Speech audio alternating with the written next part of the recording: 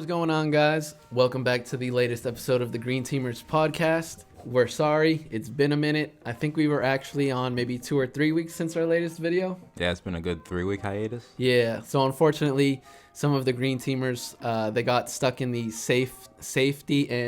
health and safety protocols. Yep. So we had to take a couple weeks off just to be safe, but we're good. We're healthy. Feeling 100%, kick COVID's ass. Was it what it lived up to be or no? Nah, that shit was pussy. Shit was easy? Yeah. Shit was a breeze? It was easy, breezy, beautiful, you know what I mean? Shit, we pushing on. But anyways, guys, as always, we're here to talk about the Celtics. But first, if you don't already, definitely follow us on Instagram. We'll post it somewhere right here. Follow us on Instagram. If you're just watching, if you just stumbled upon this video, be sure to subscribe to our YouTube channel. We try and come out with weekly videos. We're a lot more active on the daily on Instagram, but again, we try for weekly, sometimes two videos a week on YouTube. Right. But with that being said, let's get into the Celtics. It's been a minute since we talked about them, so I'm not exactly sure where was the last game that we talked about, but let's just talk about where we're at right now. So just taking the last 2 or 3 games as a sample size, what are your thoughts, Marvin? Last 2 or 3 games, the game against the Wizards, that game was a complete shit show. I believe that was on Monday night. That game was a complete shit show. We were doing well. We did what we had to do, and the Celtics just started doing Celtics things to where we start off slow. We gain momentum around the second quarter, third quarter, and then the fourth quarter, we die. Like, we just absolutely gas the fuck out. We're completely burnt out, have zero juice. Like, nobody knows how to pass the ball. Nobody knows how to score. It's almost as if you threw just 5 random motherfuckers onto the court and went, here's the ball. And they're like, wait, who are you? Yeah, it's a point that we've brought up before, that how the Celtics kind of just seem like 5 guys who are playing pickup basketball at the Y. And even then, there isn't as much ball movement or just off the ball movement. It's just talent. Yeah, yeah, exactly. So talent can get you the first couple quarters, but it won't get you many games at the end. And we saw that against Washington. Fourth quarter, 7 minutes to go, we were up, I believe, 12. We were up 12 points. Before you start that, it was actually Portland. That was against Portland? Yeah. Not the Wizards? Not the Wizards. The Wizards, we actually beat them fairly, like, by 29 points. Oh, okay. So, but... Oh, yeah, you're right. That was against Portland. Mm-hmm. McCollum and fucking... Right. All them other niggas started doing their thing. Mm-hmm. But everything else was the same. You're right. In the fourth quarter, the Celtics didn't show as much energy, as much will to want it, will to win. And a great point that you brought up, and it's a point that up until that game was something that was reoccurring in my mind, and it's the fact that Ime was playing a rotation of like 8 guys, where these 5 to 8 guys, that's normally what you see in a playoff rotation. So these guys are playing 36 minutes plus 40 minutes a game every night. So it'll definitely start to add up quickly, especially when you're playing every other game. So by the time we get to the fourth quarter in Portland, that's kind of some of the issues you're running into. And something that I actually question myself is Ime kind of running these guys into the ground too soon. But I think Jason Tatum actually came out maybe the day after and said that he's not tired at all, that playing basketball is what he's wanted to do all his life, so he's going to play as much as he possibly can. So I don't know if that was just, at that point in time, I don't know if that was just to kind of save face, and he might be tired, but obviously he's not going to admit it. I won't say they're tired, because if you look at our roster is fairly deep. Like, we don't have the best roster in the league, but we have a good 8 to 9 players that can sub out for each other, rotate, come in, come out, that type of deal. So to say they're tired, I won't say they're necessarily tired. But on the first point you mentioned about Ime's rotations, it frustrates me because you'll have 1 or 2 games straight where you'll see Naismith and he'll play 15, 20 minutes a game. And then the next 3 games, you won't see him at all. Yes. And then you'll see Peyton Pritchard for 3 games. and then you won't see him at all. If I were those players, yes, I understand. Next man up, always be ready.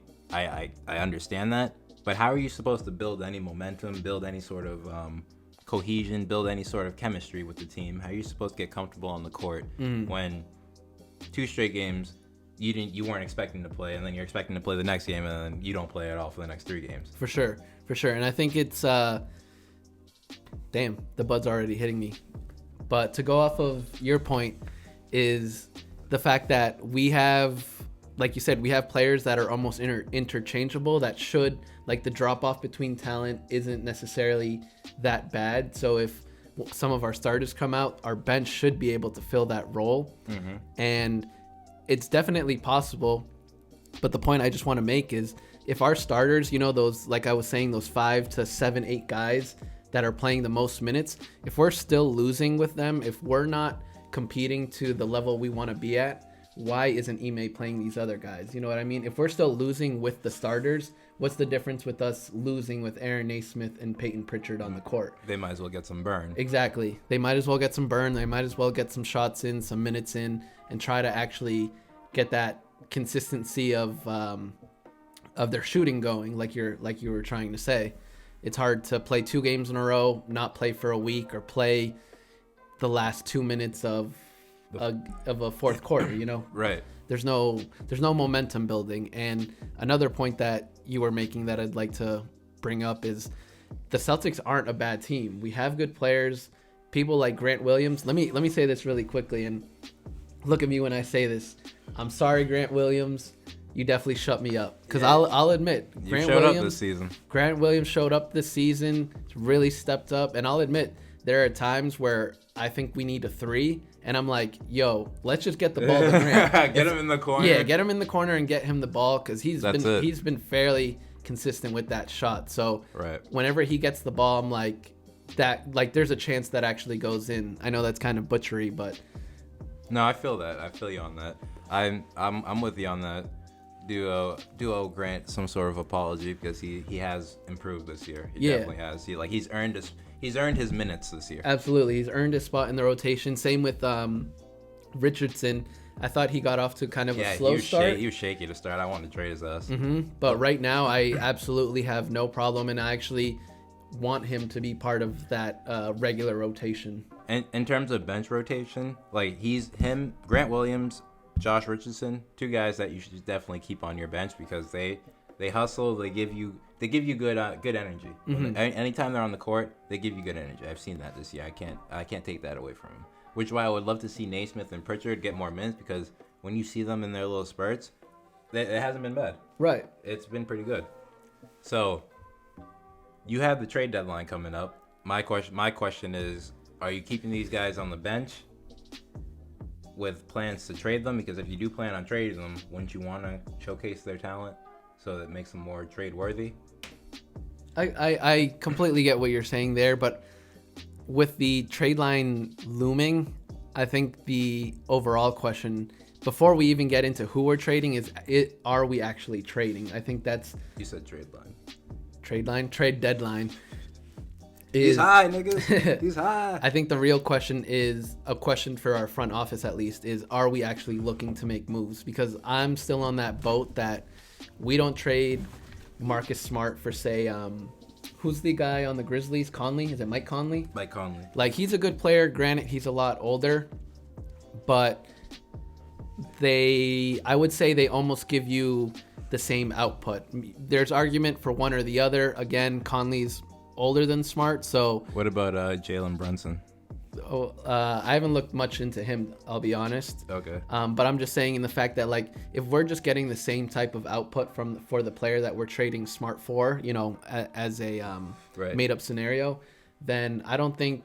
I'm still on the boat and saying that that's not the kinds of moves we're looking to make. I think if we're looking to move Smart, if we're looking to move Robert Williams, which I am totally against at this point, because that man is going off. He's playing great. He's a jump shot away from being that third piece. Okay. Like, if Robert Williams developed the jump shot, I would have no problem saying, let's just build around the 2 J's and Robert Williams, and then let's get some pieces around them. I wouldn't even want Williams to develop a jump shot. I would want him to develop his inside game. Like if he became like, have you seen the way Embiid's been playing lately?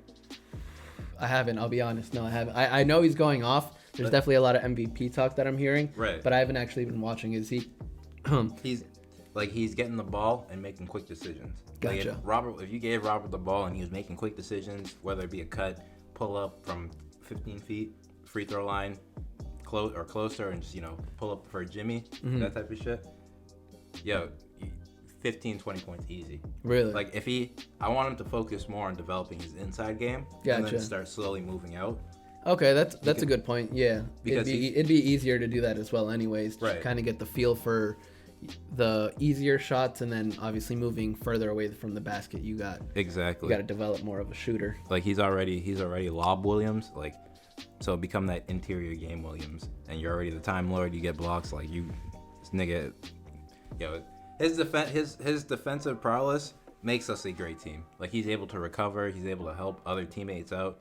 Like when you have him, Josh Richardson, and Marcus Smart on the floor at the same time, along with Brown and Tatum, because they're also good defenders when they want to be. Come playoff time, that is a scary defensive team. For sure. I think that'd be almost like a lockdown. Everybody at that point, it's almost positionless because each one absolutely positionless. You can cover 1 through 5. Exactly, and I think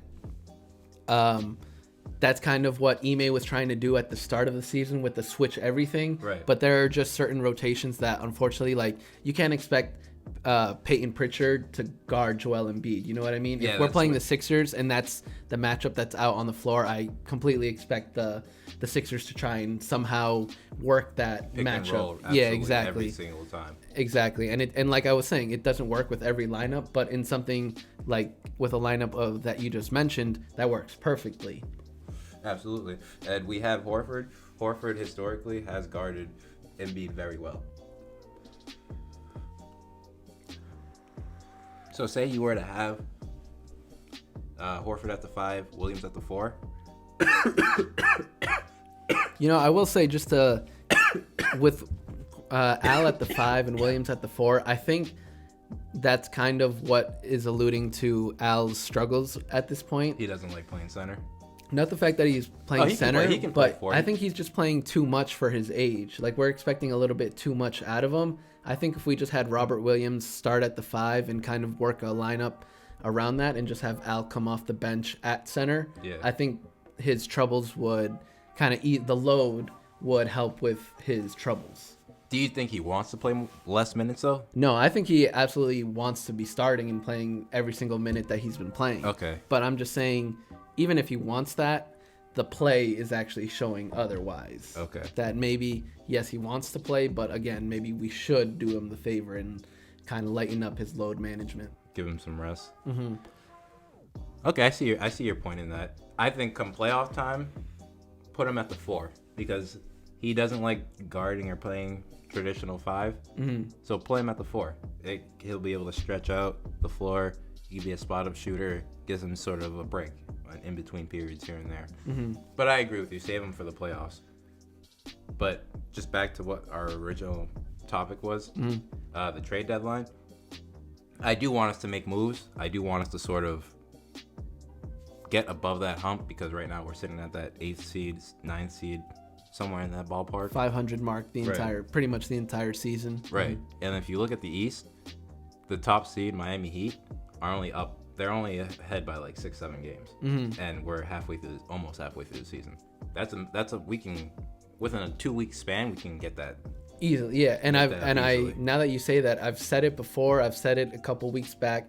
I completely think or believe that we're a 10-game winning streak from being the 2nd or 3rd seed in the East. That's it. And for us I think us being 500 is completely showing.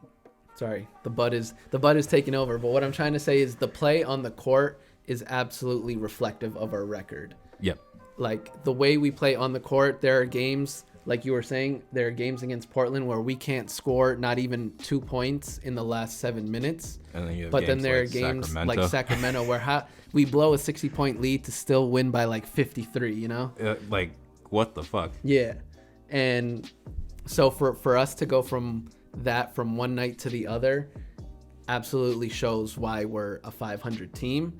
And again, I think a 10-game winning streak, which would show a lot of consistency, would actually show like a turning point in our season, that we're finally ready to just go for it. There's no more exactly. Foot on the gas. No more teetering, no more off games, on games, off and on type thing. We're like, it's just time to go now.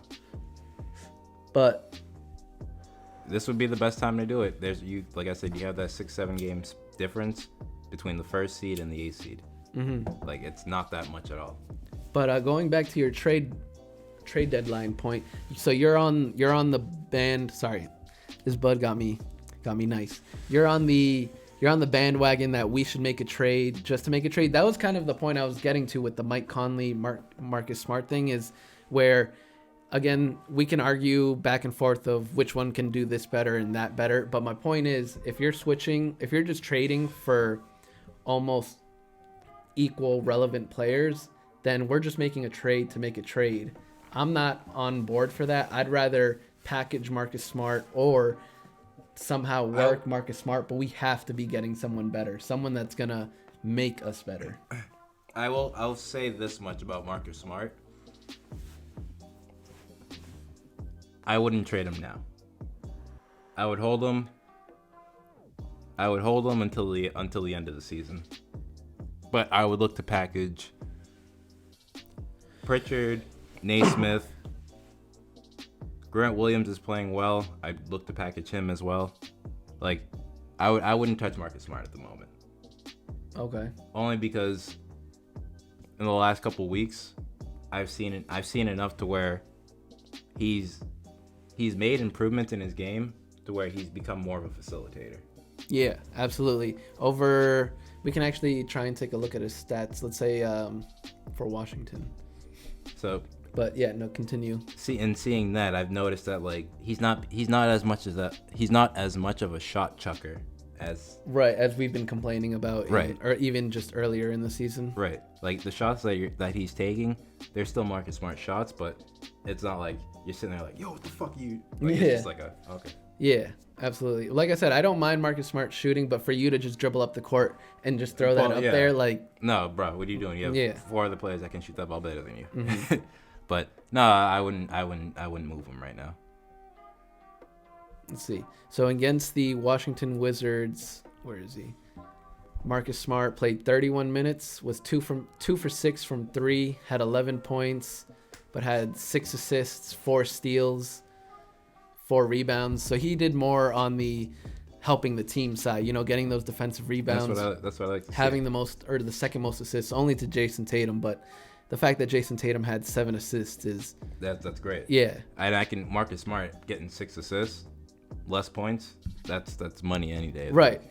Even just the fact that he had 11 points, the fact that he was 2 for 6 from 3, like that just helps us along in the game. You know what I mean? Like those, imagine those 7 minutes where we didn't score against Portland. Imagine Marcus Smart hitting a three. One of those 2 shots that he made, if that is a 3 in those 7 minutes, like you said, we win that game. It's a big shot. So he doesn't necessarily have to be playing amazingly, but 6 assists, 11 points.